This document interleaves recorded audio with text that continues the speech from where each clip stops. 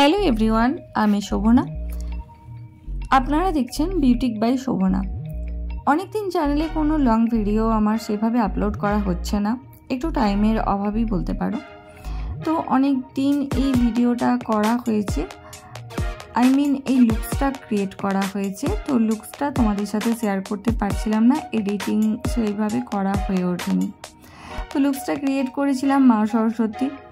তো তোমাদের কেমন লাগছে সেটা অবশ্যই আমাকে কমেন্টে জানিও।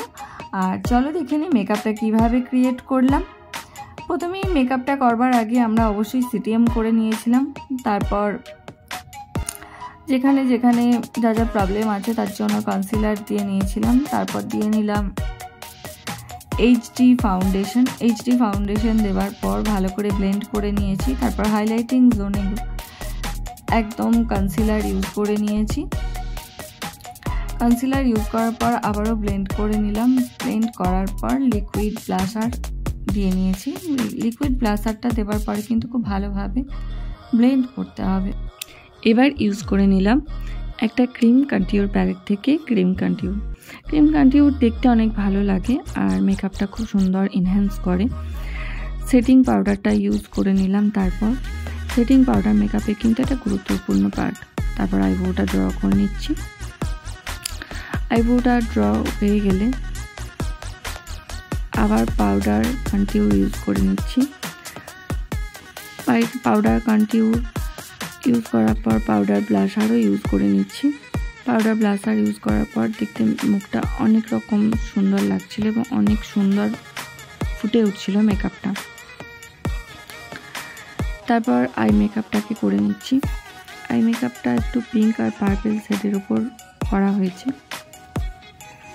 যে মেকআপটা করছি সেই লুকসটার মধ্যে পিঙ্ক আর পার্পল ইউজ করলে অনেক গ্লো করছিল, দেখতে মেকআপটা অনেক সুন্দর লাগছিল, তাই জন্য পিঙ্ক আর পার্পল ইউজ করে নিলাম।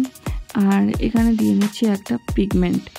এই পিগমেন্টটা কিন্তু বেশ ভালো এবং লুকসটাকে একদম অন্যরকম একটা মাত্রায় পৌঁছে দিচ্ছিল, যেটা দেখতে অনেক বেশি হাইলাইট লাগছিল।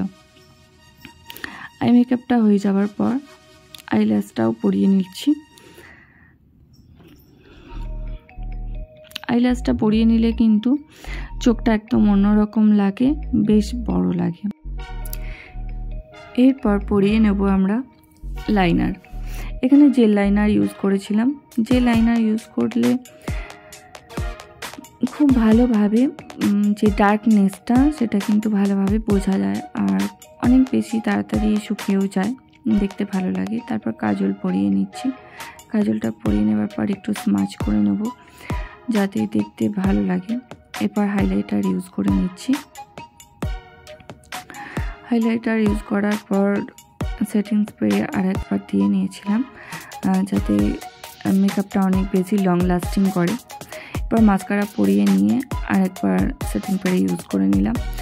এই সেটিং স্প্রেটা ইউজ করতে গেলে একটা জিনিস মাথায় রাখতে হয় যে সেটিং স্প্রেটা আমরা ইউজ কখন করব। আর আই মেকআপ করবার সময় কিন্তু যদি সেটিং স্প্রেটা আই মেকআপের ওপর দিয়ে দিই তাহলে কিন্তু হবে না, তাহলে উঠে যেতে পারার সম্ভাবনা রয়েছে। লিপস্টিক পরানো হয়ে গেলে তারপর যে কলকাটা কপালে করা হয়েছিল সেটা করে নিয়েছি। দেখো লুকসটা একদম অন্যরকমভাবে তৈরি করা হয়েছে এবং দেখতে খুবই সুন্দর লাগছে, আমার তো খুব পছন্দ হয়েছিল।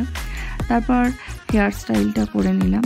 পুরো লুকসটা এবার দেখে নিই, চলো কেমন লাগছে। This is the final looks. কেমন লাগছে অবশ্যই তোমরা কমেন্ট করে জানাবে। আমার তো খুবই পছন্দের আর খুবই ভালো লাগছিল দেখতে। তোমাদের কতটা ভালো লাগছে তোমরা অবশ্যই আমাকে জানাবে। কিন্তু এখন এটুকুই থাকছে। চলো, ভালো লাগলে like, comment and subscribe. Tata.